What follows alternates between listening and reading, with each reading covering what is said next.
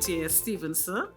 I am the museum's Marketing and External Relations Officer at the Central Bank, and it is my pleasure, along with my team, again, to welcome you.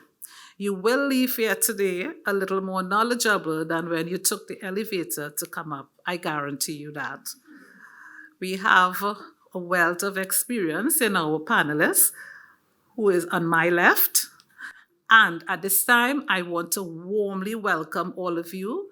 I want to welcome our senior managers. I want to welcome our own manager of external relations. I want to welcome our senior curator. And most of all, we'll have no show without you guys. So let's clap ourselves for attending. And at this time, I will invite you for our senior curator, Naima Muwakil Zachary, to give some welcoming remarks. Show her your energy as she comes. Thank you, Cynthia. And thanks, everyone. As Cynthia said, my name is Naima Muwakil Zachary. I am the senior curator here at the Central Bank Museum. It is my pleasure to welcome you all to this evening's panel discussion, which is a culmination of our month-long activities relating to the exhibition now on the ground floor, entitled Playing We Self, Parallel Similarities and Co-Imagination in Masquerade and Music Culture in Trinidad and Tobago. The exhibition was open to the public on February the 1st and will run until March the 1st, this Friday. The exhibition was conceptualized by our artist in residence, Camille Andrews, and brought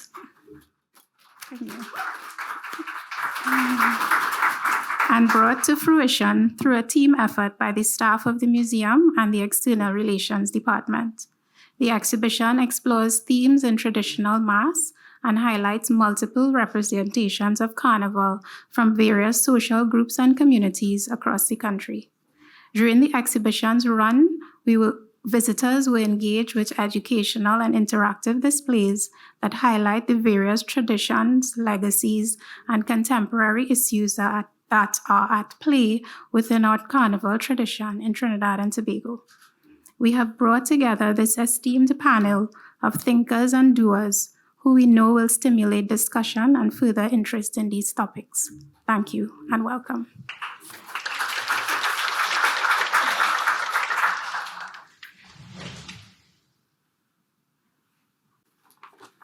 Ladies and gentlemen, good afternoon again. My name is Christine Nansen Winter. I'm the head of the External Relations Department here at the bank.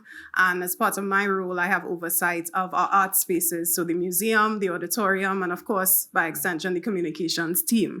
So this exhibition, which is, of course, a culmination of some of the work that our residents has done, it is truly a team effort. I've been truly impressed to see Camille's work and her growth and development.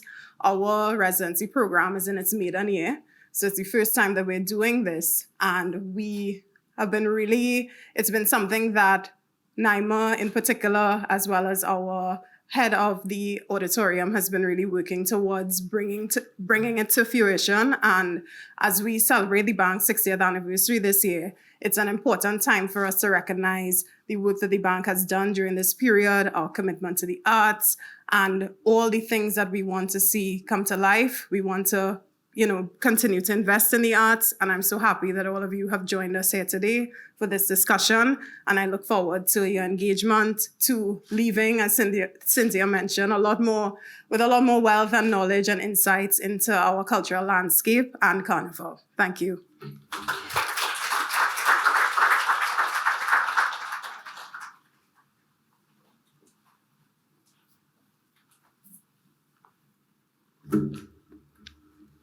Distinguished guests, ladies and gentlemen, good evening and welcome. I am Camille Andrews, the artist in residence at the Central Bank Museum. Here, the museum facilitates learning beyond visual presentations to promote engagement and participation. It engages viewers through sonic and interactive displays, allowing visitors to experience the sounds of the birds featured on the currency and learn about inflation through a simulated shopping experience that educates on the prices of grocery items at different times throughout history. I have had the privilege of curating this year's Carnival exhibition, Playing Myself, alongside the Central Bank Museum team. Being in an environment that promotes learning through participation and working alongside creatives, I was inspired to develop an educational and interactive display of Trinidad and Tobago Carnival. The exhibition is divided into 3 sections: Play Your Mass, Play Your Music, and Build Your Mass. In the Play Your Mass section, educational information on the historical background and leading personalities in several types of devil mask in Trinidad and Tobago are available. In addition, paintings from the bank's collection that are not usually accessible by the public by prolific artists that are no longer with us, such as Carlisle Chang and Sybil Atek, are on display. I would also like to take this opportunity to thank Ms. Keomi Surrett, Mr. Winston Daniel, and Mr. Carl Valley for loaning their costumes to display at the museum. In the Build Your Mask section, there is a craft station that allows participants to design their own costume and leave their mark on us by styling the stage. In the Play Your Music section, music developed in Trinidad and Tobago that captures the celebration of people in their diversity and an embrace of national culture on display. We also have a steel pan, the national instrument, loaned to us by Phase 2 that allows visitors to interact and engage in the display. I would like to take this opportunity to thank the museum team for their creative and collaborative support in making this exhibition a reality. I begin by thanking Ms. Naima Muakil for her curatorial experience and direction in designing the best ways to disseminate educational information, Ms. Carleen Coker for featuring her designs in the Build Your Mask section, and I would like to acknowledge Ms. Ayana Glasgow for designing the logo of the exhibition. In addition, Mr. Al Alexander for his graphic work, and Ms. Cynthia Stevenson, who ensured all supporting materials were available for mounting the display. Mr. Philip Antoine for his warm welcome to visitors as he guides them through the display. Thank you to the museum team for supporting this curatorial experience.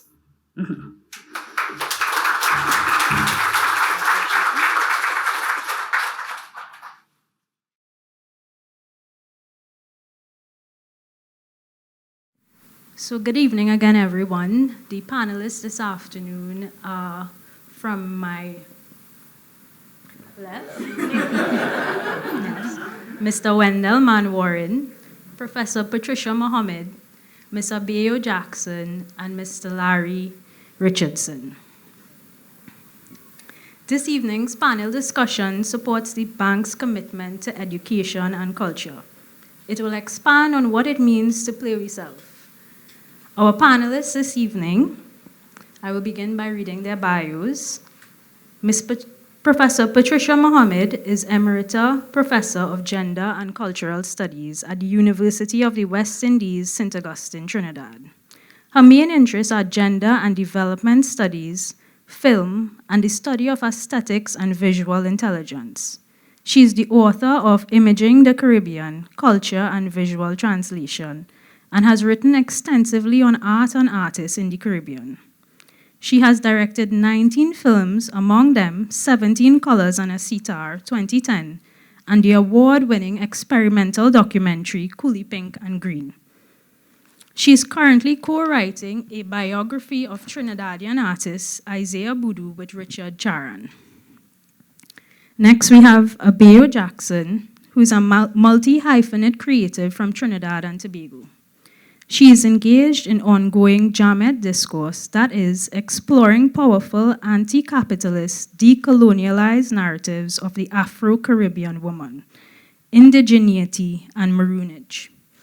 She is a local and international award-winning actor, acting coach, writer, dancer, choreographer, radio and television host, creative producer, as well as a theater producer.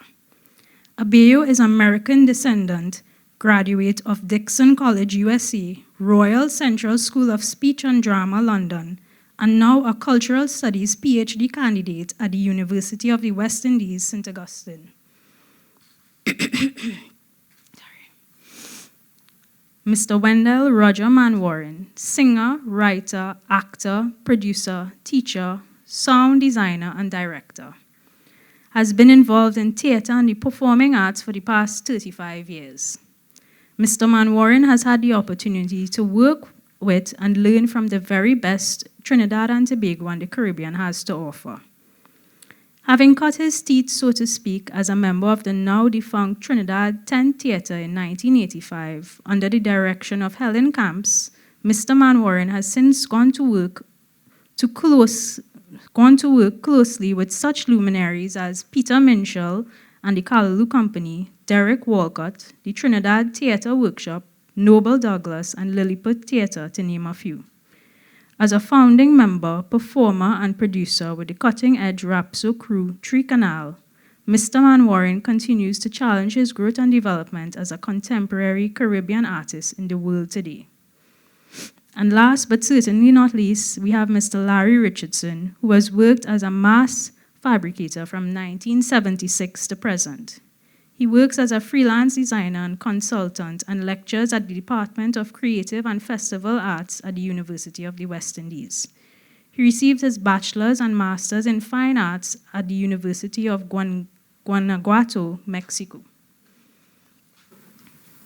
So to begin this afternoon's discussion, I ask us to consider masquerade traditions of post-emancipation celebrations that have inspired traditional mass and music in Carnival. They have been developed to include expressions of culture from multiple ethnic and cultural groups. Carnival can be a space of remembering and recognizing these shared histories. Preserving the essence of our carnival requires us to contemplate on what was its value in the first place. Our panelists this evening will bring insight into the contemporary ways cultural practitioners commemorate Carnival by delving into its roots and importance to inspire fresh approaches in commemorating it in the present.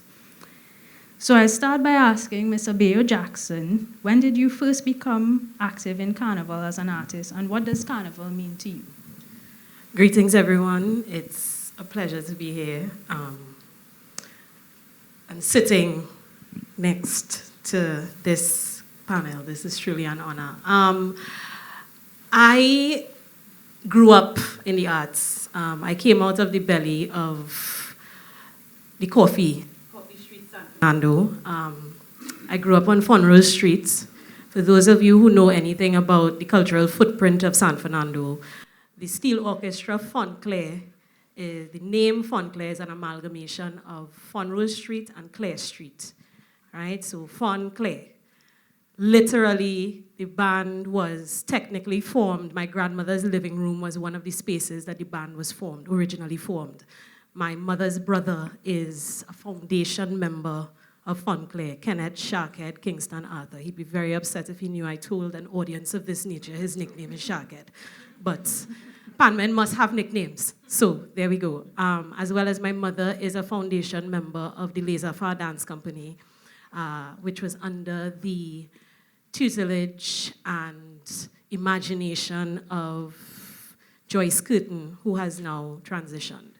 So, and then of course I'm American descendant. So there are certain things that were in my DNA. You know, it was destined. It was blueprint into me in utero. So my involvement in Carnival was in my living room. Stalin was my mother's god brother. So we would hear he was Uncle Leroy to me. So we would hear all the calypsos in our living room long before anybody else would hear it. That's how I grew up. That's what I knew. And in the midst of that, in terms of the melding of the understanding of tradition and folk as philosophy and folk as way of life, there was also the fact that as American descendant, West African spiritual tradition was also very much a part of my family. So all of those things came together to shape my understanding of what the carnival space meant. So I started playing mass in a stroller. There are pictures of me in a stroller on stage with my mother pushing the stroller, and I would come out the stroller, jump up on the stage, and then go back in the stroller, and then she would push me off. There are pictures of me. Those are some of my very first memories. Those are things that I can actually remember. In terms of learning the songs and the movement that was attached to the traditions of carnival that would have come through things like laissez-faire, etc. I grew up learning sailor mass, sailor dance. You understand? I learned the strains of what was attached to the Dame Lauren. These are things that I would have known. So those would have been my first influences in terms of how I would have entered the carnival space. And then, of course, becoming a theater practitioner, a creative generally, all of those things are indelibly etched in how I receive the world and process the world and make art. It's always there, whether I'm in New Orleans starting my degree or in Pennsylvania finishing it or in London. All of those things have always been a part of the blueprint of how I make art. And how I see art as intervention and how I see art as having the potential for reparation. As I said, I grew up in what people call the ghetto, yeah? But I supposedly went to a prestige school. You understand? So there was that learning to code switch very, very early on and understanding the contextualization, societal contextualizations in a way through the carnival lens that maybe other people within my circle may not have necessarily seen it. So that would have been my context for how I engage with the carnival space, how I engage with folk, and how it has shaped who I am as an artist and just as a dark-skinned Black woman navigating this wonderful, complicated space that is Trinidad and Tobago. Thank you for your contributions.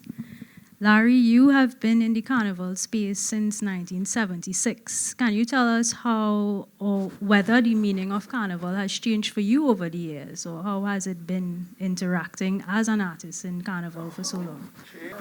Okay, yes. Hello. Change, yes. For me, from year to year, it changes. People complain about how much it doesn't change.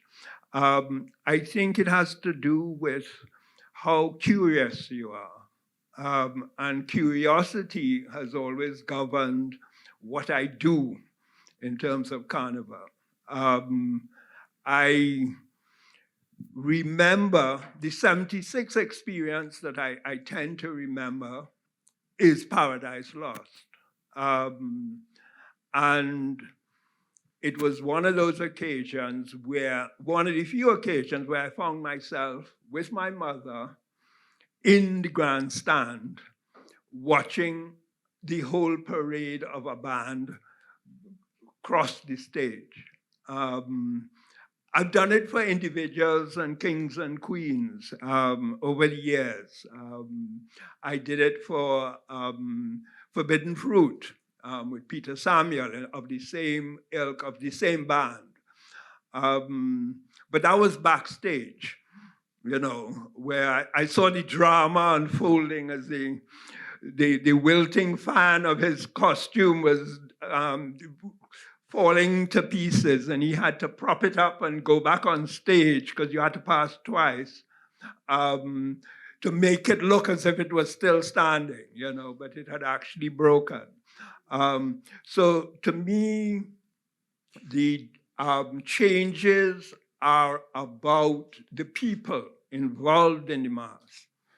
And unfortunately, when you reach to my age, there are many that are no longer around. And so I miss those spirits, and I miss those entities that governed the road and governed the stage for so many years. But fortunately, there are new ones replacing them all the time. I see quite a few in the audience here now. Those are the pleasant changes, to see a room full of people who want to know about Mass. For me, it has been a very worthwhile journey. As I was explaining to somebody earlier on, I came to it kind of unwittingly. It was an Afro comb that got me into my first Mass camp. One of my good friends in London, we were going to art college together, Junior Morris, asked me to deliver to his father a gift. And on doing that, I got introduced to a man named Ken Morris, who was known as the Copper Man. And that was an experience that engulfed me into the Mass. He asked me, do I know how to do tie-dye? And I said, yeah, I think so. Yes, of course I do. Yes, How much I knew of it, I found out very quickly. I don't know very much, right? But it was an introduction into the Mass camp and to making Mass. And it has never let go of me since, So that was kind of one type of introduction. My family itself introduced me to the Mass in different ways. There's a photograph of me playing a Dutch boy at the age of 2.5. I don't remember it, but there's a picture to say that's what I was doing at the age of 2.5.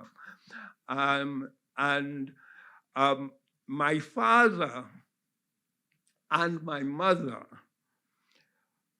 played their own type of Mass, which in those days was very much a matter of house parties, And the first characters I remember them playing were Jane and Tarzan.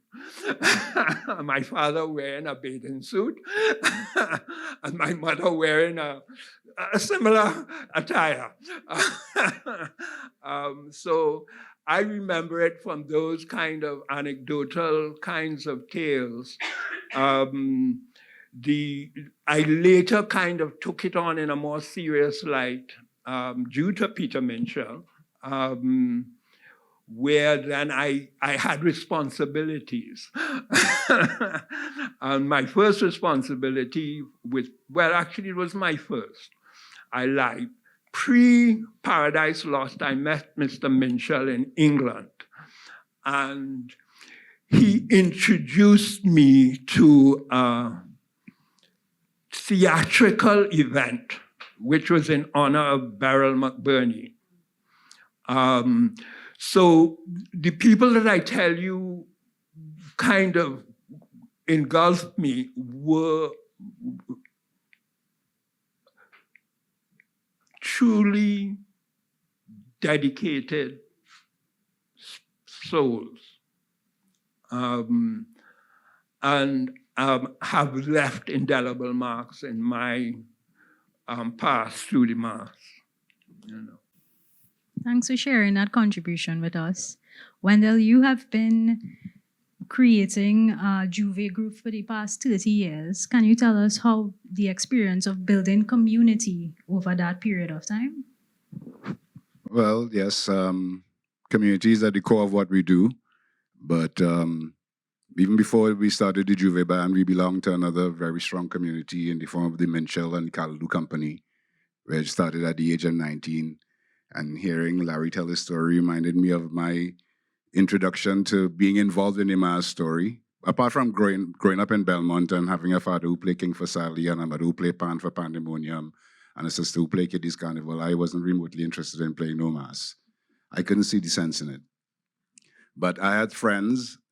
When we were preparing to leave St. Mary's College, we decided we would play Mass that year, officially, sign up. Because the year before, in 1982, I was standing on the side of the stage when the river crossed, And I don't remember how, when, or why, but I ended up on the stage getting covered on and die, just like in the David Rudder song. So the next year we decided to formalize it.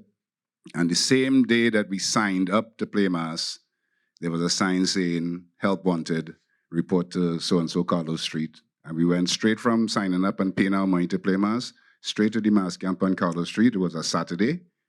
And the first person we encountered was Mr. Minchell himself, coming down the stairs at the little old house. And he looked at us and he said, who has an eye for color here? I never heard an expression like that in my life. I didn't know what it meant, but he had a bunch of feathers in his hand of different colors, so I guess he wanted people to arrange the feathers. It turned out we were working on a costume called Madame Hiroshima, and it was going up for competition the next day. So we started it the day before. That was my introduction to the Mass. And literally, I don't know if we left or not, but it seemed like we worked straight through that Saturday into the Sunday and walked the Mass up to the Savannah. And Bote put on the Mass as the guy was playing. It was essentially a Dame Lorraine with a mushroom cloud. And I couldn't believe what I was feeling, that I had helped put my hand in that and make the Mass. And I was totally overcome with emotion. So much so that I got in a fight with a policeman because they didn't want us to cross the stage, but I was too slippery for him in them days. I was young and fresh. But that was a transformative experience. And from that first engagement, we fell into the Minchell camp, but not just the regular camp. We went on to make the Adoration of Madame Hiroshima the next year, and then got involved in making the Queens. And then before that, after that, we got involved in the special sections and all those big performance things that used to happen.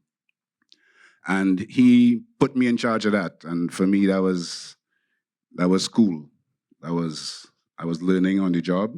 I had the privilege of sitting at his feet, hearing him expatiate about all kinds of things, and going and make it happen somehow. If you wanted Ella and Del, I had to go and find Ella and Del. If you wanted music made, I had to go in the studio and get the music made. And just like you, I didn't know how good I was at tie-dyeing or anything like that, but I was getting it done. And one of the things we did as a release or a relief was run away from Minchell Camp on Juve morning, because people who know the sections we were working on, notoriously, them sections not finishing until Monday night. So we have to run away Monday morning for a few hours, and we used to teeth a little chooks behind men at the arena and any band that would have us. But one day they decided we were too much, and they said, get out, we band. And we left, and Robert Young was there with his people, and we were there with our Mass Camp people, and Robert wanted to go so, and we wanted to go so. And I said, we're going so, and whoever went with me, that was the beginnings of the Juve band next year. And myself, Roger Roberts, and Steve Woodett, we were neighbors. And we would meet up for coffee in the morning and read the papers and say, what shit is this? You see this? And just comment on things. And then we decided we wanted to comment on another level. And we decided that Juve was an open space. We liked the fact that it was unregulated, because coming out of the stricture of Minchell, Juve was a free space. So we decided to organize ourselves into a band called Juxtapose. And our original community would be the community of people that we met in that Minchell camp or that we worked with closely. And of course, our friends in theater, they became the people that would, in those days, I would say, pass change, and they'd hand me $50 or $100, and I'd stick it in my pants waist, and by the time you reach wherever you reach, the money gone, or you spend it, or it fall out your waist or something. So, but for those first 3 years, we had no idea if the thing would perpetuate beyond just that little runaway. But someone gave us the opportunity to make a song in 1997. A gentleman by the name of Jean-Michel Gibert had set up a label here called Rituals Music, along with his ex-wife, Lauren O'Connor, and Rosemary Hezekiah. And Lauren and Roses were working with Theatre Workshop, and I was appearing in the Theatre Workshop singing as the Joker of Seville and all those sort of things. And they had heard us sing on a birthday night for mailing, just happy birthday, and they told Jean-Michel we sang it so well, and Jean-Michel decided that we should make a record. I didn't see that making much sense. So we didn't take him on for a long time. And went to Atlanta and worked on the Olympics with Minchell, came back home, and he was very persistent. And eventually that led us to go by our old friend Graham Wilson, who I mean, we knew from school. So it was all like, people and friends and whatever. It wasn't anything grand ambition or anything like that. And we made the song, and the song was an immediate hit. So much so that the Juve band that year went from a little 150 people to literally felt like 10,000 people.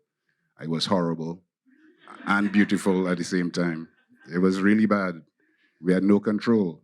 It was scary. You see people getting stabbed. You see all kind of thing. But it took us the entire morning to get from Queen's Hall roundabout to QRC roundabout. That was Juve morning. And the amount of people in the road was the same amount of people in the savannah. And I couldn't wait for it to done. But after that, it had an aftermath with a gun and big stone and fight and a fracas. And we had to go back down to the mass camp, and Roger had to go to the hospital. And cut a long story short, he ran away from hospital next day to play his mass with Minchell. And it's only the day realized it's 30 years now we're doing it without a break, uninterrupted. And it just felt like, yes, change, constant change, plenty changes. You're seeing it as you go along. A couple of changes I spoke about recently, seeing rope in the Juve morning is very irksome to my soul and my spirit. Seeing people going away from the sun when you should be heading into the sun. They're going down Mokarapo and St. James, Lord knows what for.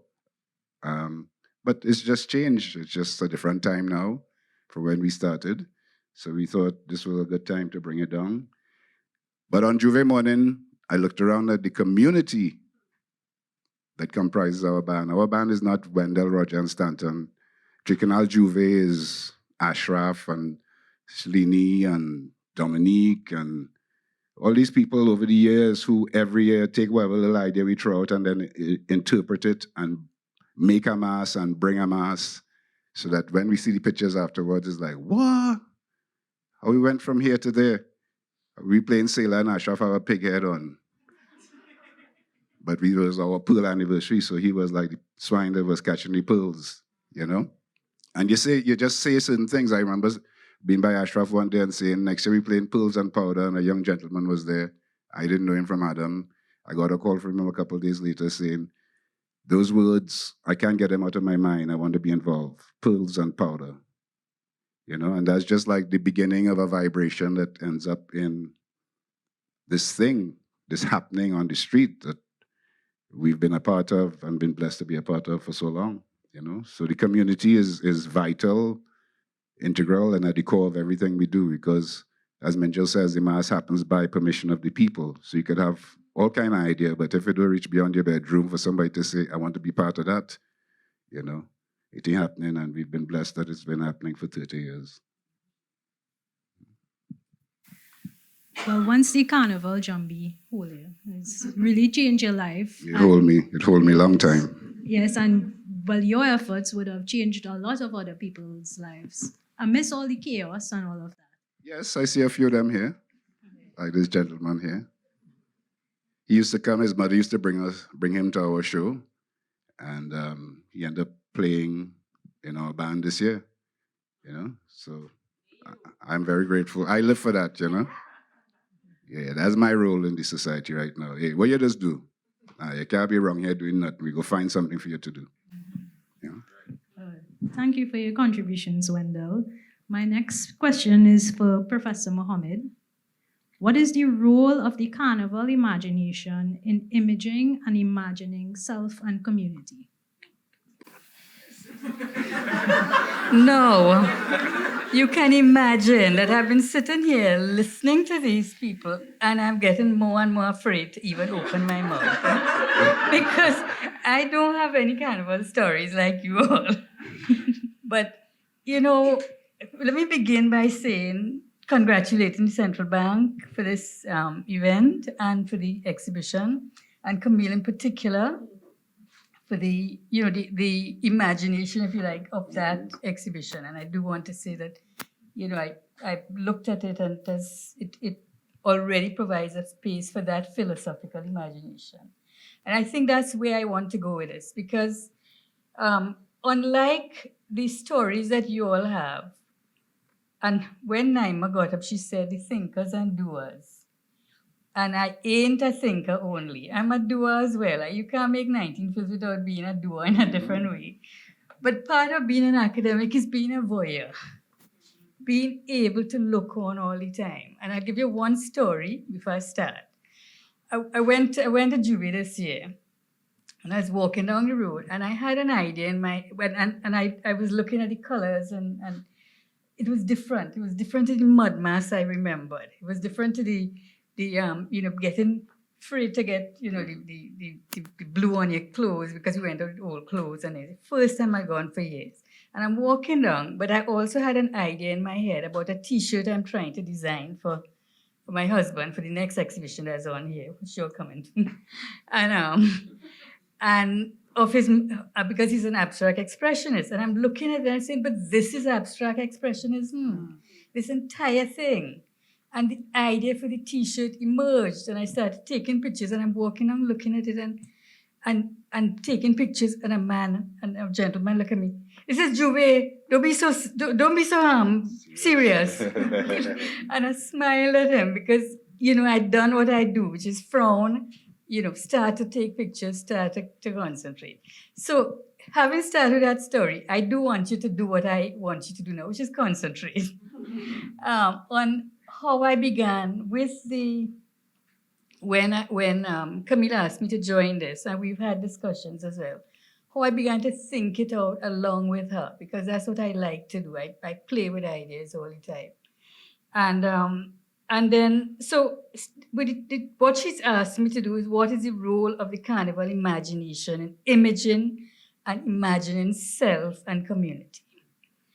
So I want to start with, what does playing with self mean?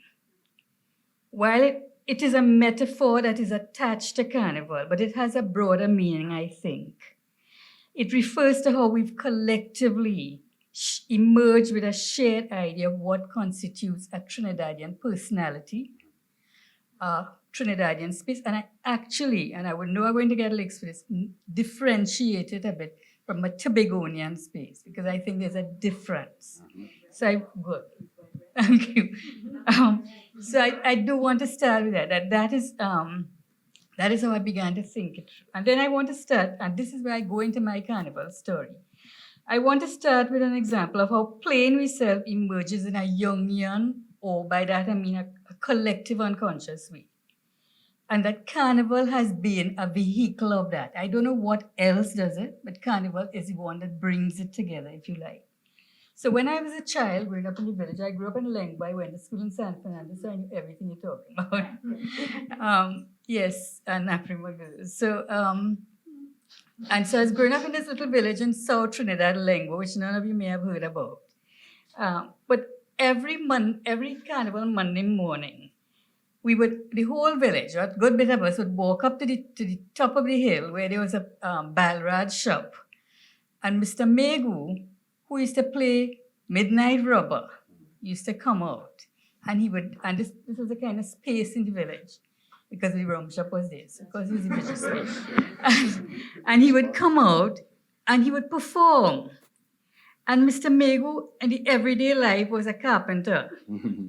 But for that day and for the carnival season, he would be performing. He would be as I described him, he would be somebody who would, in a sense, what he was doing, he was playing, he transformed himself. He put on that masquerade, transformed himself. He was playing himself. And a part of himself that needed expression, that was to set him apart, to give him some individuality, to give him a reputation, a persona that was removed from what is the mundane and the familiar. Now that memory has remained so much in my head that and in a sense, if you think of how the imagination's shaped, that's how mine began to be shaped. And so I think moving that point now on to the other idea that occurred to me about carnival. What is carnival? The original ideas from which carnival sprung, and I don't know how we use this vehicle to play with self, so maybe we could collectively think about that. I haven't thought of all the connections. Is on the one hand, the Catholicism of Carnivale, goodbye to flesh. This is the time you just let it all hang out first.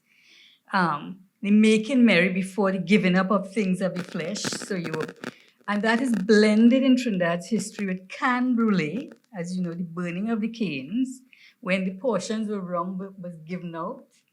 Am I boring you yet? All right. Portion of the rum was given out, and it was all night work. So they had to, and it was the blackness as well. If you burn in cane, you get in black. So think of all that flying cane burning and whatever, portions of rum.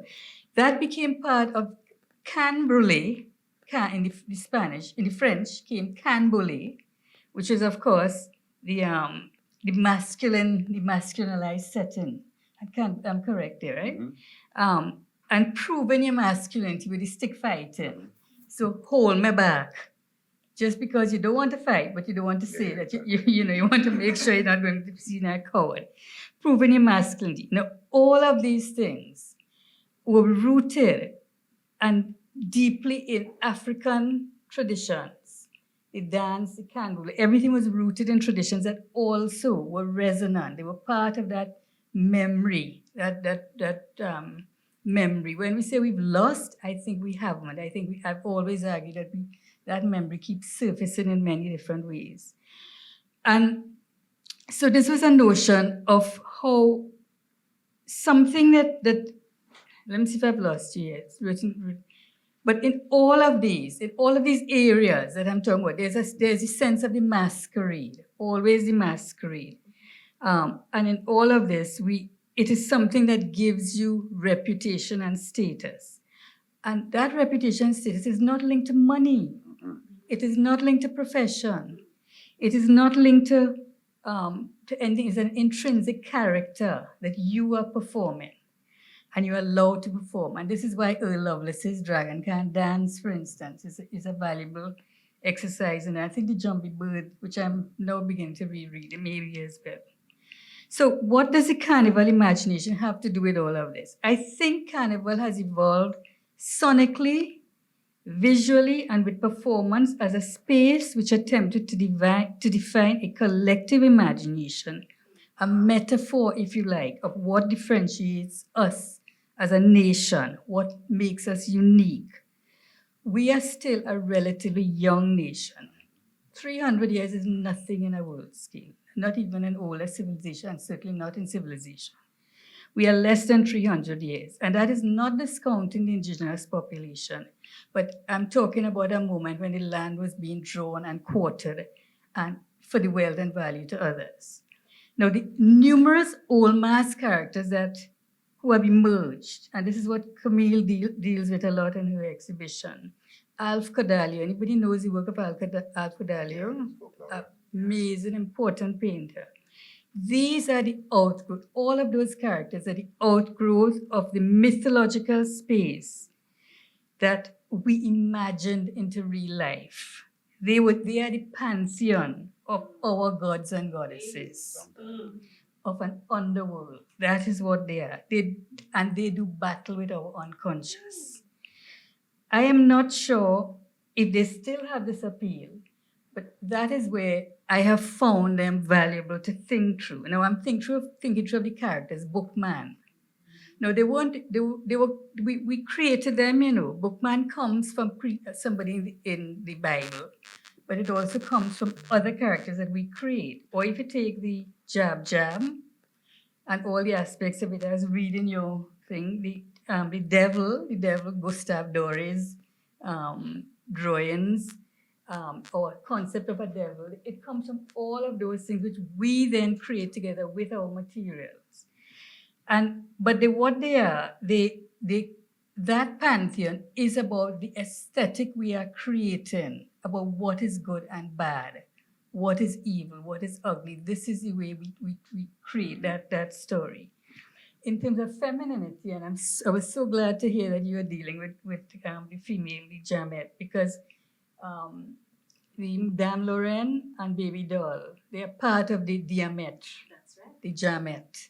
They came out, they were the non-respectable, but that non-respectable came into our space and became part of that underworld, that Juve world, and that is why it emerges as a Juve world, and I'm nearly finished.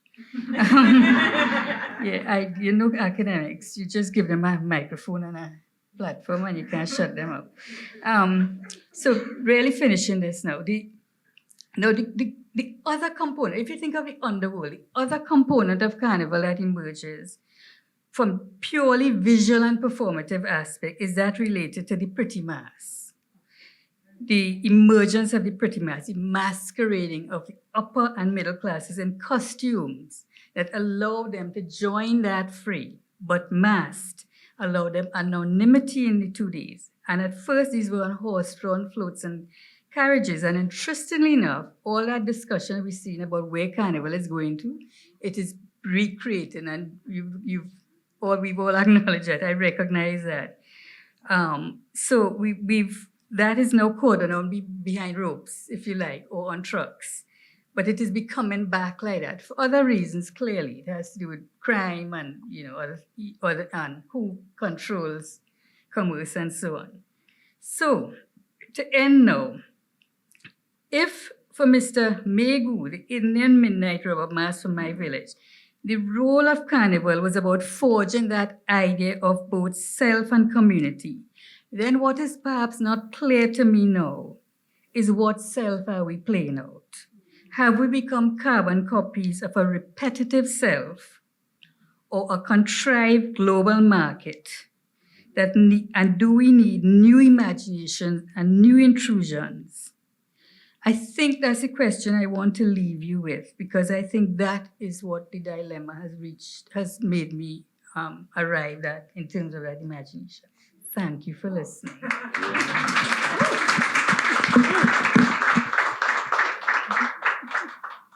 Thank you, Professor. Abeyo, could you tell us more how you played yourself this year at the traditional mass competition with your presentation of Dolima Oya, Eye of the Storm? Yes, I can, but it would be remiss of me to not stand on the shoulders of what Dr. Mohammed just said. It gives validation. P.S. There's a piece of work that Camille,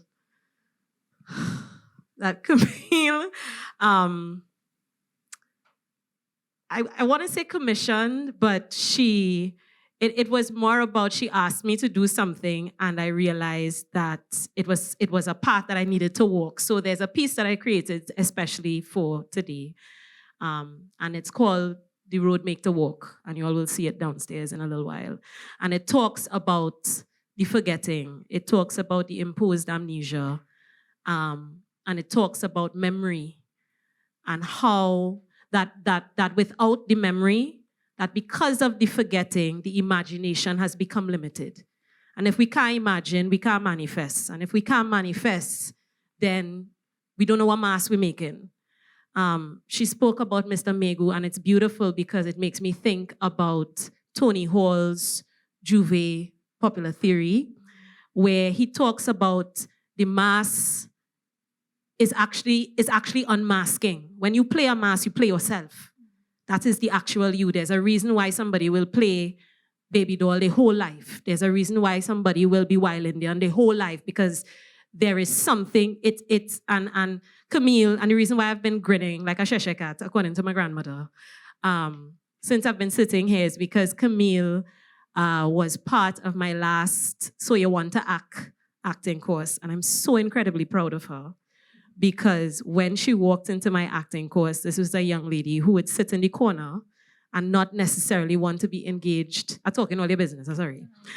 Not necessarily want to be engaged in the theater games, etc. And to see where she's come, where she has come, where she can sit here and lead a room in this way, I'm so incredibly proud of her. And one of the tools that I would have used, and this is something that was gifted to me by two of my mentors.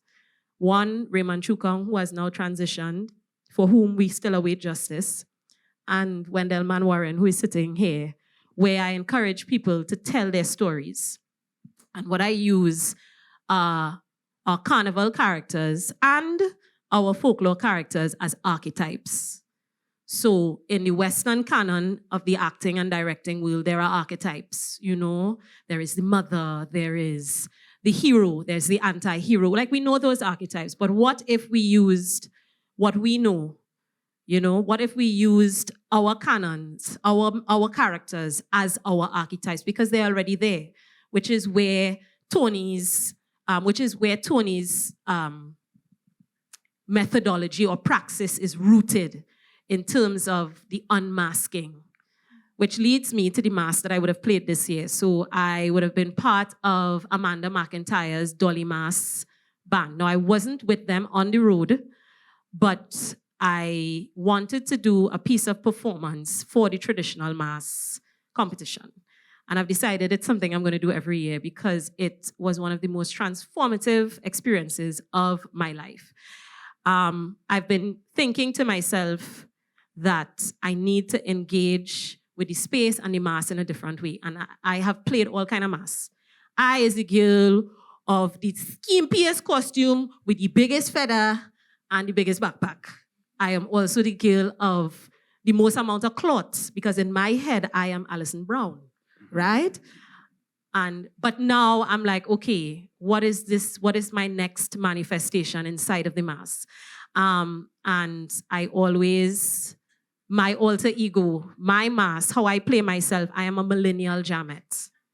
And there's something very, very special and very particular about why it is not just a Jamet, but a millennial Jamet. So my mentor and academic advisor, Dr. Susan Burke, she has turned the Jamet into an entire theory, the Jamatizen. So the Jamet that, as you said, coming from the diameter below the line, where before it was specifically giving women agency in the space, particularly Black women agency in the space in a particular way. So I don't say I'm a feminist as a Jamet. There's a difference.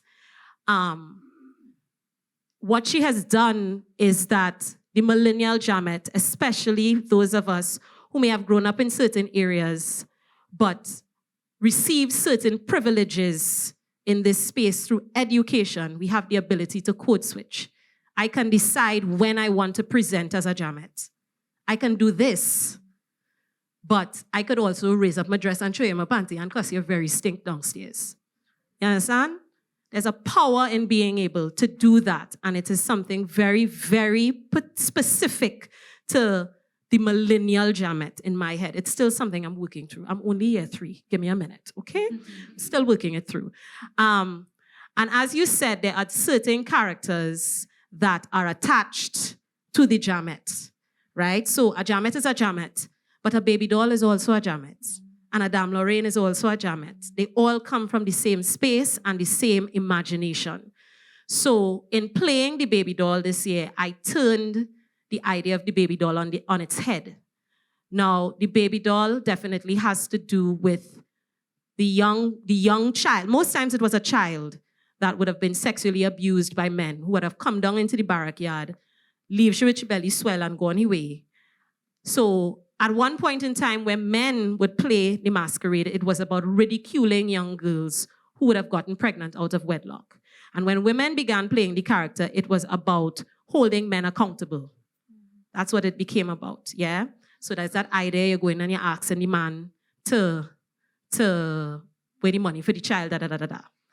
So in my head, I said, what if this is a baby doll that is a warrior, right? Oya is the Imale that deals with transformation. She is the Imale that deals with feminism, if you want to call it that. She is the woman warrior in the midst of Shango and Ogun and them. She's that girl. She's the girl who will grow a bed to go into war. She is that kind of energy. And I thought to myself, what if the baby doll manifests as Oya? And Oya come to not beg for the money, but to take what belongs to you, to her. She come to take your things. You understand? She's that girl. She didn't come to ask. She come to take your things. So for me, it was working through it. And if she's a warrior, Oya carries a blade.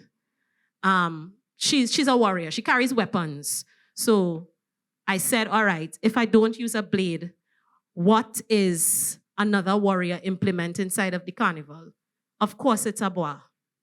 Of course, it's a bois. So my baby doll, had her child strapped to her chest. I just returned from Ghana, and I saw Ghanaian women going about their business, their daily lives, and the child is strapped to the chest. They're just going about their daily lives. So this baby doll's child is strapped to her chest, and she has a boy, and she comes to take your things. And that was the... So what Amanda allowed me to do was create my mask. And she made the costume. She was responsible for the making of the costume, but I told her, I imagined the character with her, and then I imagined what the character would look like. And then she left the writing of the piece to me. And I was very, very fortunate. I'm very fortunate that I deal with brilliant and amazing people. So I would have built the piece, and then that beautiful black man sitting there, Keegan Taylor, would have done the musical sound score for it. And it was an absolutely transformative experience. I saw today that I would have placed third in the baby doll category. I say, not bad for a first time. Not bad. Not bad for a first time. So that would have been how I would have conceptualized and played that mass, and I will never forget it. I had to bring her back. I have to bring her back. There are various manifests. There are characters that appear. There are certain characters that I play, and you will see one of them in the piece when you see it downstairs. Whenever I go into Jamet mode, there's a particular costume that I wear, and it reminds me of Leah Gordon. May she walk in power. The Jamet. The Jamet. So there's that manifestation of her, but it was amazing to see this manifestation through this baby doll, Dolima Oya. And I don't think I'm finished with her yet. She have more thing to do. Yeah. Like traditional mass is pretty same mass. This is what I said, you understand? So she had to come back next year. Well, thank you for your contributions, Abiu. We look forward to Dolima in years to come. Wendell, can you tell us what is at risk if we lose the capacity to play ourselves? In your opinion? We would be at risk. It's we playing, so if we stop playing ourselves, if we lose that capacity, well, then we lose ourselves.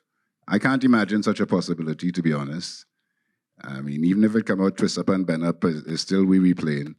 I can't fathom such a possibility. I mean, I take Larry's point that change is eternal and change is the constant. Being a student of the carnival and reading the history of the carnival, I like to say is eras and chapters. You know, one point Bailey was it, and then it was Hart and Barkley and Minchell had his day, and now we in the era of the conglomerate. But apart from that, the traditional mass is still alive. There is a spirit. The traditional mass happens around the corner from where we're based in Woodbrook there. And I'd never seen so many young people pick up the traditional mass. Of course, as a Trinidadian or Tobagonians, that is ours to play. I love the story of Mr. Mengo. Mego. These are the people that define the thing for me.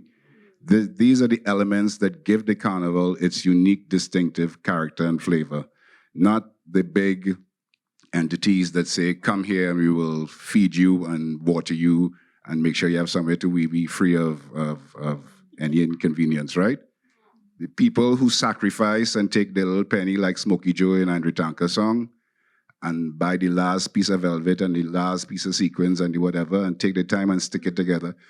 After playing mass with Minchell, I was kind of arrogant and wanting to dismiss a lot of mass. But then I made a point to sit down every single year and just look at it. And one day it hit me. You know, the most cokey-eye, obzocky, knock-knee-looking mass still have an integrity in it because somebody take their time and dream it up and sacrifice and make it. And I started watching all them cokey-eye, knock-knee, obzocky-looking mass way differently. Because, you know, they have a bunch of people from down there in South, they come and cover themselves in torso from head to foot and with their jaws hanging. I haven't seen them for a while, but at one point they were expanding. And then, you know, I haven't seen them. The crochet band in the last couple of years, I've been watching this phenomenon of this woman who must be crocheting from all now for next year. That's right. Yeah. the evolution with the Moko Jumbies over the years, I remember when Dragon was having his revival, and then to see Junior and them, and then Moko Shomoko and all those things.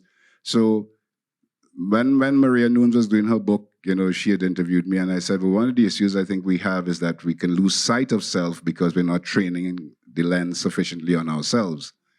So I don't think we could ever lose ourselves, but we can lose sight of who we are, and we can start imagining we're other than who we are. But, I have a solution to that. Just go and listen to Lance Lane song, 1970, Blow Away. If a man want to set false standards for you to follow to hear what you say. Don't believe what foreigners do is better than you, because that ain't true. Is a mental block. It hard to unlock. It hard like a rock with it. It don't work. So if a man want to set false standards for you to follow to he, what you say? And we've been doing this carnival for a long time. Who just say we are a young society, yeah? We're young. The carnival older than most of the things in this society, right? And I was telling people who want to get involved in carnival, I said, this thing come long before you, So take time to at least understand a little bit about what it is. And whatever decision you make now has the capacity to impact it positively and or negatively. So choose wisely and innovate respectfully, because I think it is a space for us to use our imagination in the time that we're in to make whatever statement we require to make.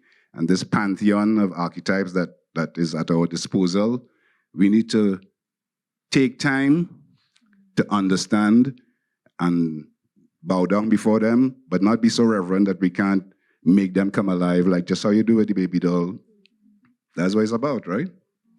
So I can't ever imagine the possibility that we stop playing we self consciously.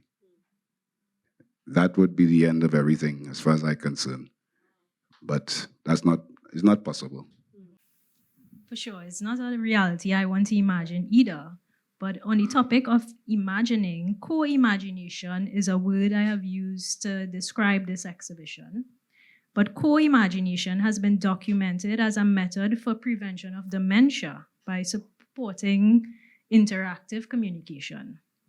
And so in this discussion and in the exhibition, I consider co-imagination as a method for creation to describe the syncretism occurring in art developed in Trinidad and Tobago Carnival.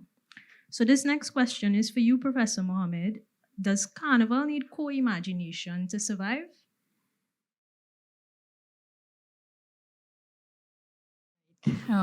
Thank you. So, the concept of co-imagination is another one that had me going back to the thought processes, delving. And I really like the way Wendell ends with, you don't think that we could stop playing we self. So let me start from there, in the sense that, I think what human beings strive to do, despite all the notions of globalism and so on, right? I think geography, history, place, climate, everything shapes, and material shapes how you imagine and how you make things and how you define yourself. And that notion, that idea of identity, what we call identity loosely, is really about creating that sense of uniqueness that we have. And therefore, what does this have to do with co-imagination? A lot. There are two kinds of imagination here. If we take it away from the dementia aspect, which interestingly enough leads you on to think of, does this kind of society actually have dementia? And I think we can go down a path of dementia, which is that you keep going along a particular route, and you don't want to delve into where you need to do the serious work that you end with again. I think that is one route. But I also think as human beings we're always optimistic, because that the optimism, creativity, curiosity, optimism, it comes from that space of optimism and hope. No matter what is going on, climate changing, Ukraine, Palestine, you are still optimistic that there will be a world. So you keep working at it. And And so there are two kinds of imagination that we talk about here. There's a hybrid imagination. So there's a hybridity, where you expect things to then become like each other and merge. So we had this notion of creolization that all are we is one and all are we become one. But that is not going to happen. Cultures are going to retain their specificity no matter what you do. And it is important that they do that, because that difference is what leads to that notion of co-imagination. It is the very difference. But what Wendell was saying is important to underscore, because I think that's where I was going with it as well. You see, that requires hard work. It requires the kind of work you are doing and you are doing and you are doing. It requires the work of not just taking it for granted and not assuming that creativity simply comes out of thin air. I've learned one thing from teaching film. Students would, any filmmakers, you're young filmmakers. Students would come into film and they'd say, oh, they don't want to learn about other films. They want to use their inspiration. They have an idea. They want to be inspired. And, trying to get them to understand this is a language. There's a history of filmmaking. The way you are going to become better is that you delve into it, you learn it, you understand, you mine it. When you learn the art and the craft of it, then you invent again, then you create new things. So my sense of co-imagination that you are taking us to is definitely where we have to, but it has to be a conscious thing.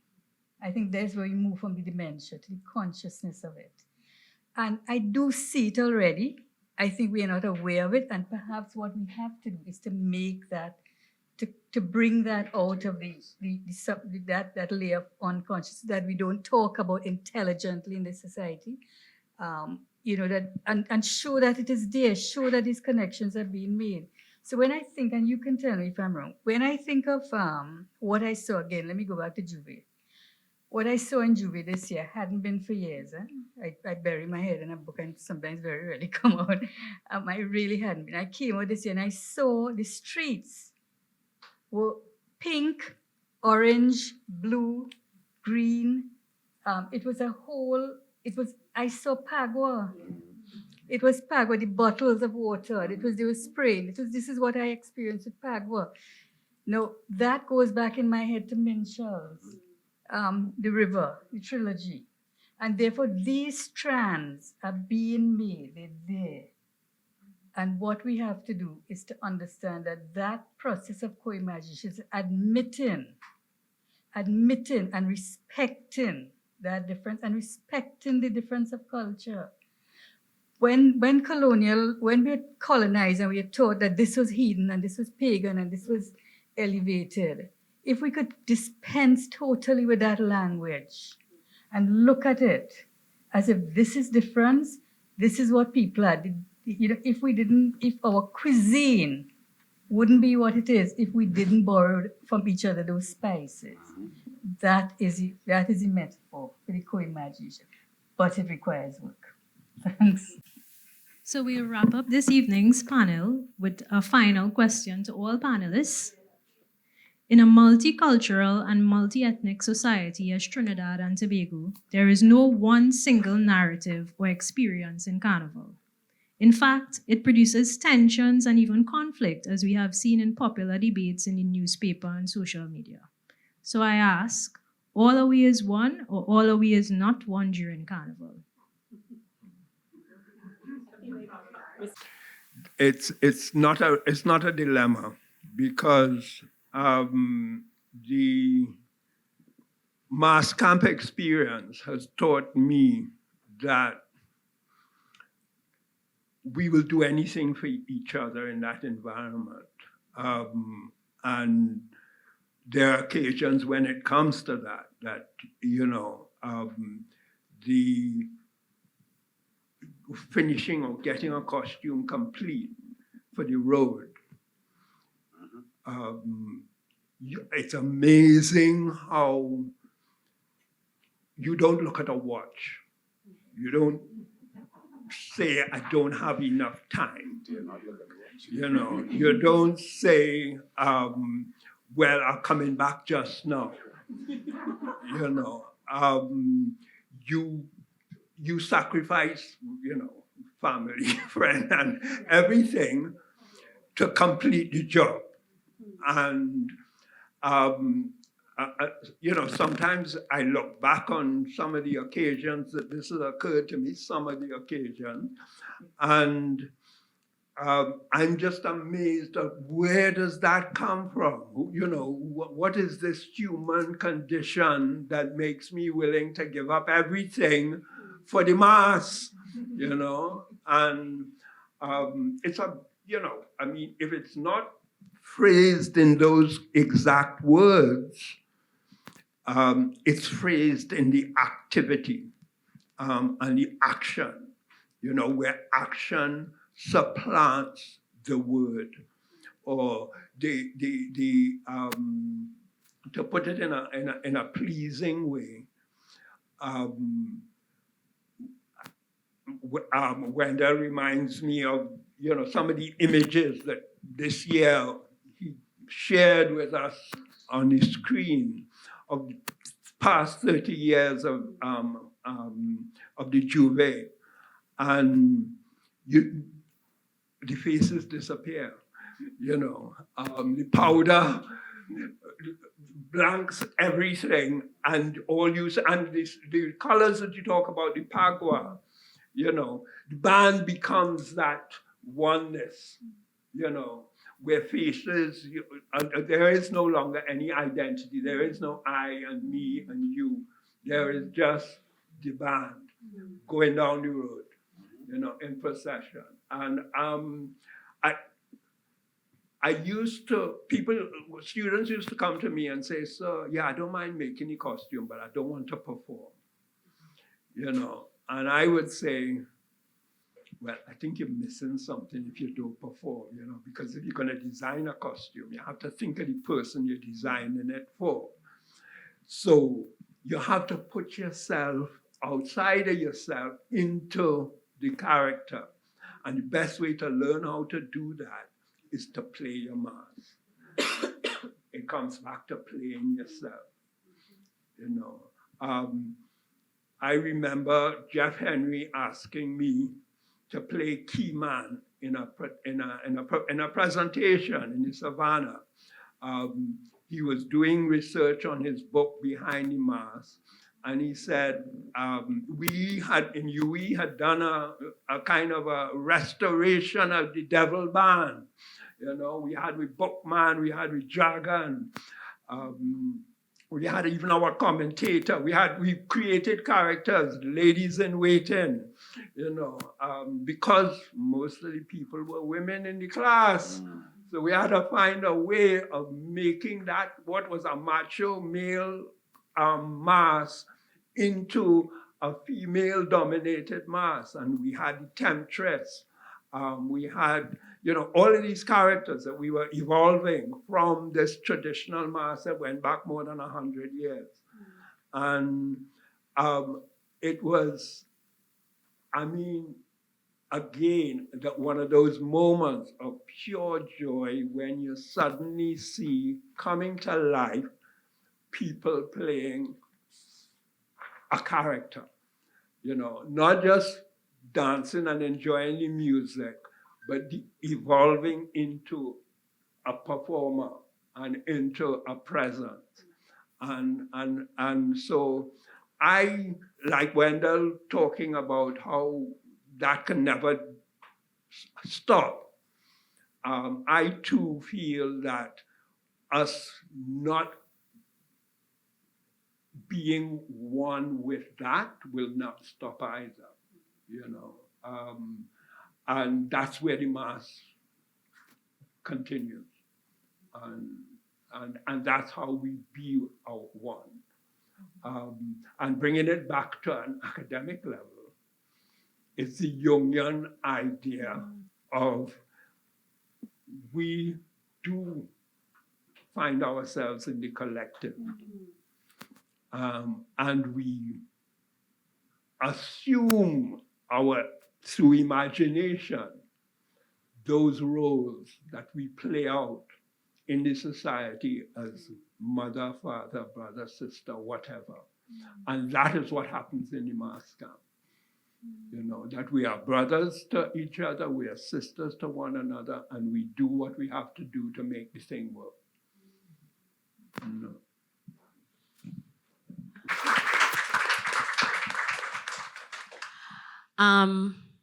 Are we one?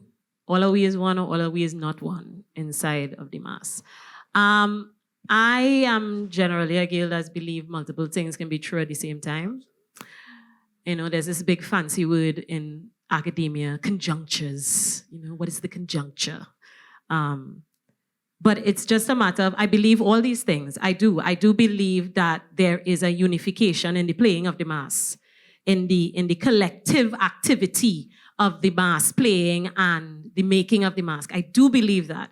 But I also believe that the carnival space is a microcosm of our wider society. And we are still very much a plantation society. It didn't change. It still is what it is in terms of the stratifications within the society. And you find those same stratifications inside of the mass, inside of the carnival. It's something that people tend to be uncomfortable to talk about. It is what it is, you know.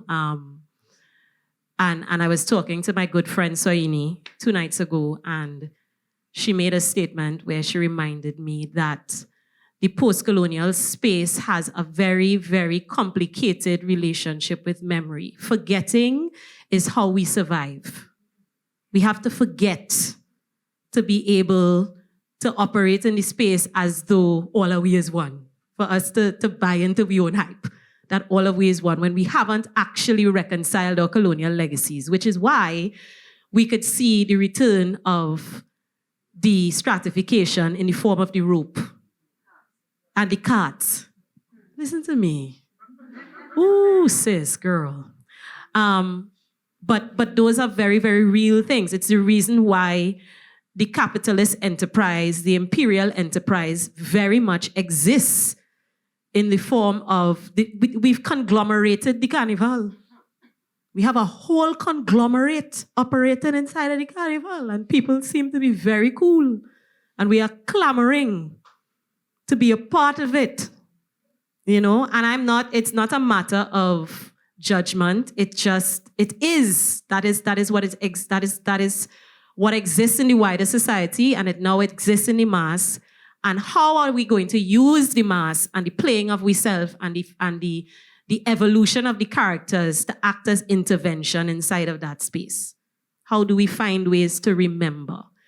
So yes, all of we is one, but let's be honest in terms of who we are and us still figuring out where we fit in terms of identity. I mean, for me, creolization is a very sinister concept. For me. And I know sometimes as a burgeoning practice-based academic that might be seen as very radical to say, but creolization operates on the stratification of the plantation. So it deals in erasure, which is why the bodies that look like the bodies that a lot of the original carnival imagination, out of which a lot of the original carnival imagination came, are the bodies holding the rope. Talk to me now. Thank you. So for me, we could be all our ways one inside of it and close we eye to it and have a great time on the 2 days, because joy is also resistance. Joy is resistance. So there's that. But then at the same time, there has to be the recognition inside of it of the all we have never been one. And that we live in a plural society and we haven't reconciled what those pluralities mean in the way that Dr. Muhammad has said, that we have to remain, we have to mine our plurality in order for the co-imagination to continue to exist. So for me, it's a yes and a no. You know? Yeah.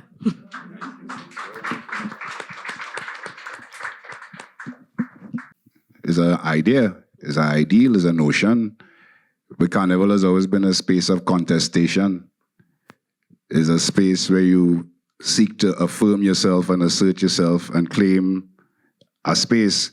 And my band better than your band, my yard better than your yard. is a place of hyper competition and hyper individuality, but there's also a space for communality and transcending that, where all these hyper individual entities can all agree that the road make the walk. Yeah? We have certain fundamentals that we engage time and again. We have a co-imagination or a carnival imagination because we have a carnival. You know, we're not going to make a film like Hollywood. Them have a Hollywood. But we have a carnival, and every year we have to fill it up with something, and somebody there to come up with something, a song, a dance, a costume, a new recipe for a poem, whatever it is you decide is your statement you're making inside carnival, that's your statement. But we have all these. Carnival is color was something that we suffered from inside Manchella, a Kodak slogan that people then started saying, well, look how you buy your banner and no color, carnival is color. But that's an advertising slogan. And you take it and run with it. All of these one is of the same sentiment of every creed and race finding an equal place. And it's something we have to actively pursue. It's not something that enshrined or guaranteed. Because somebody go huff you. It's a picaroon society, as Naipaul say. Respect is not guaranteed. I like the thing you say about, you play a mass so that the people could talk about you playing a mass. I grew up hearing my father's stories of Big Head Hoyt and this one who play a particular mass in a particular year, in a particular time. The papers would never write about Big Head Hoyt. But I know that as an example of what it is to play a mass. Yeah? Back to we self.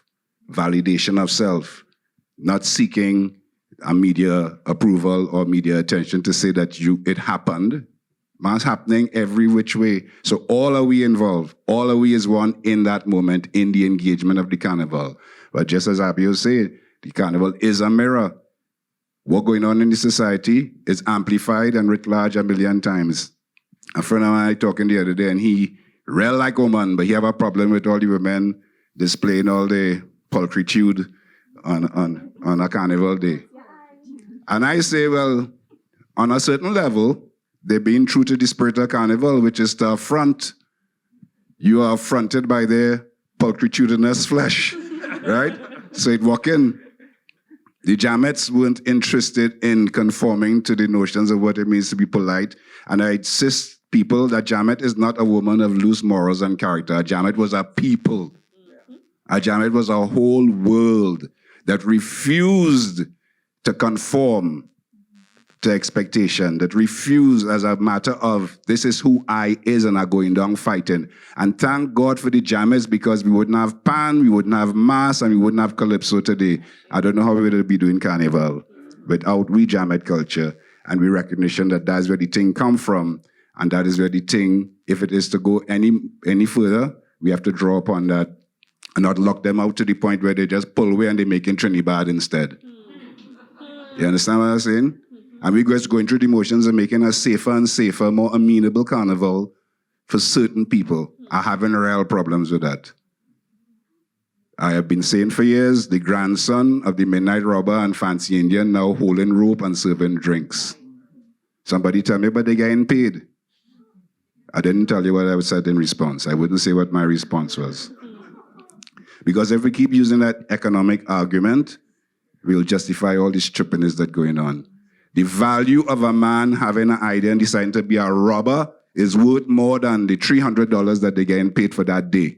And these people have abdicated the notion that there's a value in what my grandfather... Hey, Stefano, you see Stefano there? You see this young man and his wife? Whatever spirit it have up in Paramin, we had to go up there and bow down and study it and say, please, how do we spread this throughout the rest of the country to ensure that communities are strong and vibrant? Because that's where the mass come from, communities. People repping for the community, repping for Fontclair, repping for Belmont, repping for Pandemonium. That's where the thing come from. Now it has gone off in a corporate zone, so much so that for Panorama, the corporate people buy out the whole of North Stand, and nobody can go in there unless you have a T-shirt with somebody's slogan on it.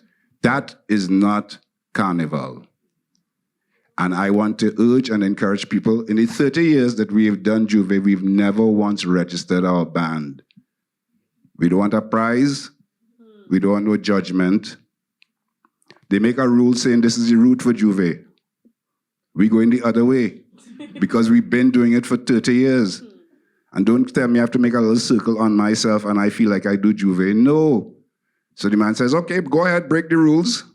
Yes, we went there and break the rules because they have no rules in that moment. The road make to walk. And we know that we've laid this track down for 30 years like ants. You know, we've been guided by our own pheromones heading up to the savannah. We could feel the anticipation build.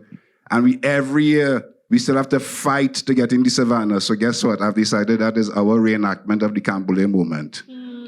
Yeah? Every year we have to go through this stupidness. So while all this is going on, there are certain stupid, subtle things that are going on to undermine, thank you. I lose my words sometimes and his cusses just want to come out instead. To undermine the thing. So for me, always one, it trips off the tongue easily. But we see it in action. Always one in that moment at time. We have a space and a place to claim a space to make a statement, even if it's to come out and watch a mass. Because the biggest concern I have is that the spectatorship has fallen off. What is the point of a mass with nobody to regard the mass? That is not a mass anymore. You're playing the... Thank you. So all we all want is our ideal. And the carnival is full of ideals, but it's also a space of contestation and a space of affirmation. And if I feeling less than, I could play something way bigger than me to compensate for it in that moment in time.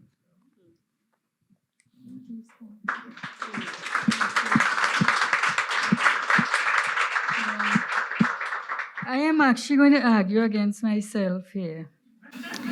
And I think there's a very great fear that I agree that we can't have a unified concept of all ways one.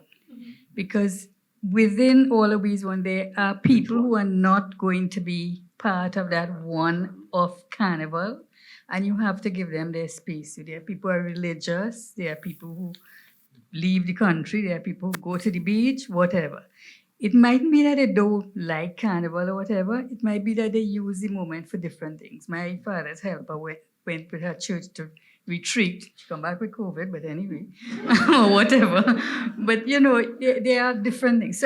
So on that level, I don't want us to see the all of these one as having in this space to assume that everybody has to be either a spectator or a mass person. I like the concept of, I like what you all were saying about how within the space of the mass camp, the engagement, you do find that. And that happens in any space that people are engaged in. They become it. Common purpose. Right. But whether you can get everyone to do it, no. But where I'm arguing against myself now is something I said before about how we are optimistic about the world. And I think that where we are now in civilization, due to technologies, digital and otherwise, we've actually lost. We've created another level of consciousness that's taken us beyond where we were in a time when the imps and the jab and the concept of the devil, all those things meant something. I think we've created new gods and goddesses that are the media, that are the politicians who rule the world, that are the film stars, and that global culture and civilization. And my fear is that is driving another concept of all of these one. And that is a threat to small societies who really can't contend with it. It is working against the if you like, working against huge odds. You said something to me when we were talking about how your school, a school you spoke to, were asked they're doing the carnival. If I can repeat your example, and it struck me as very interesting. They were asked to do a mass for the year, and what they chose to do was what it is? It was a 70s team I heard about. A 70s, and it was about putting on lycra and tights. And this is school children. And it struck me that, you know, the concept of losing what we are is a very real thing. No, if you look at the very good filmmakers who actually see the future in ways that you can't imagine, people like Stanley Kubrick, Steven Spielberg. Has anyone ever seen AI? Yeah. It's an amazing film, Space Odyssey. That is where an imagination is going now, and how much it can shape and change. I know it's a very broad landscape, but I think it is real, and I think that seeps itself into where all of we want. So we inhabit a space, but at the same time that space is being colonized in a totally different way. What that does to our consciousness, what that does to our visual imagination, what that does to all our creativity is something that we have to be aware of. And whether or not we balk against it, whether we fight it in spaces like Carnival to create back that uniqueness which is yours, I think those are the big questions we have to ask. And the part of it can be done by policymakers because they're not going to do it. They're not going to do it. It has to be done by people who are actually making and doing these things, unfortunately, and influencing. Yeah. Anyway, sorry. There's a power there.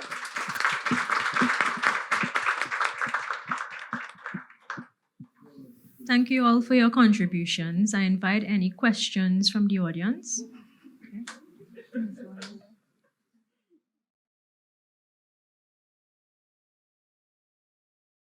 How many of you fall into one of these three categories as your primary way of conducting yourself in this world? Either an artist, an activist, or an academic. Can I see a show of hands if you're one of those three or multiple of those three? Artist, academic, or activist? I want to see some hands. So what do we notice in this room? How many people are completely outside of those three sectors? They have nothing to do with any of those three sectors in this room. What do we have in here, guys? We have a silo, right? So, one of the first things I want to say is that I read a comment once that said survival and play are at odds with each other. You are focusing on survival, you cannot play, and if you're playing, you're probably not focusing on survival. The reality is we are sinking further and further every day into a survival economy. If anybody is not in a survival economy, I'd like to speak to you, can you pay my bills? And the more that we are focusing on survival, the less time and ability we have to play. Speaking to what Mr. Manwar said, the son and the grandson of the midnight robber can no longer afford to play the robber. That is why he's not doing it, not because he's not interested in it. He cannot afford it. He doesn't have the time to do it. He doesn't have the money to do it. He doesn't have the resources to do it. You disagree with me? You think that he's dead? Grandfather didn't have money. Exactly. But more so than before, and it was based on the survival economy. So more so than before, and I'm asking you this, from my perspective, you disagree, but I was talking to my friend here, and we have this room that a lot of these guys work, a lot of people who are keeping mass alive, work in regional corporations and have a lot of these sometimes odd jobs. That's how they make their ends meet. But if you believe that we have the same amount of free time today in our society that we had 20, 30, 40, 50 years ago, how many people are working 2, 3, 4 jobs now as compared to working one job and having the time, energy, and agency there? I think you touched on something there with the regional corporation guy, who, despite looking at that level of the economy, sees the necessity to put aside a couple of pistons to play his mass. I agree. And what I'm intrigued by is the one that says, I am with it and advocates. But why is he advocating? Why are this? Because it's not being validated, it's not being recognized. It ain't worth the time and the effort. So I just want to wrap around my question because I do actually have a question. How do we continue to facilitate play in our society? When's the last time you saw children playing, teenagers playing, people playing in our society? What are we doing to facilitate that? Because I believe mass is play, mass comes from play. And if you disagree with me, but I would say that part of the dying of our culture is the fact that people can't afford to play because they're too busy trying to survive. We are going to take just one question. One question. Anyone? Okay, well, that means that things were very explicit. And when we go downstairs into our space, which is our own gallery, as well as you have an opportunity to browse through our museum, state of the art, you can ask questions of the panelists. They'll be there. But before we leave, I would like to let us just warmly applaud them for their time.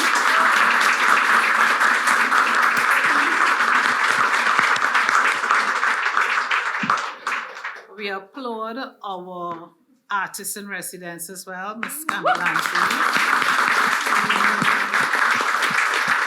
We are going to have our vote of thanks by Al Alexander.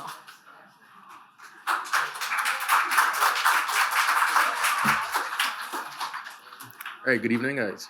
Good evening, everyone. Thank you again for coming out. So all right, hear me a little better? All right, that's good. All right, I'd like to thank each and every one of us here for coming out and participating, for being part of this discussion that I always say to my friends, we need to have after Carnival, right? The Ash Wednesday, we forget it. And in 40 days, we already focused on some other aspects of life. So we're here doing this, and this is being recorded, right? This is being recorded. So let me start by saying thank you to the audience and for everybody who I brought up in the lift for not pressing the buttons, right? I really appreciate that. I want to thank the ER staff, and I would start with the AV unit who is recording this, right, for posterity, and to continue the conversation in the public and international space, right? Well, the rest of the ER staff, Assistant Manager, Christine, Naima, the Senior Curator at the museum, can't call everybody name, right? You know, there's a lot of us here. And we mentioned the names before, right? So, and Robert as the photographer, right? All right, thank you for all the photos. All right, hope I don't get any blurry ones in the morning, but I'll forgive you for that. All right. All right, so Camille, thank you for this production. Besides the exhibition downstairs, for having this panel, having individuals come of this caliber and present ideas and thoughts that we could all build from and build with. So thank you for that. Thank you for your experiences when Larry and Abiyo spoke about participating in Carnival at that young age, and then Wendell, and then Patricia, Professor. Professor, yes. You realize that somehow that spirit or that energy captures individuals who have something to show and something to say. And we have a panel here who has presented ideas and concepts to us that I guess we will build on. I'm saying I guess because I'm hoping that we will. All right, so again, thank you all. And we will be leaving through this door, all right, heading downstairs to continue the conversation. All right, you could look out for this on the Instagram sometime, all right, most likely tomorrow, all right, and on YouTube in the next couple of weeks. All right, thank you very much.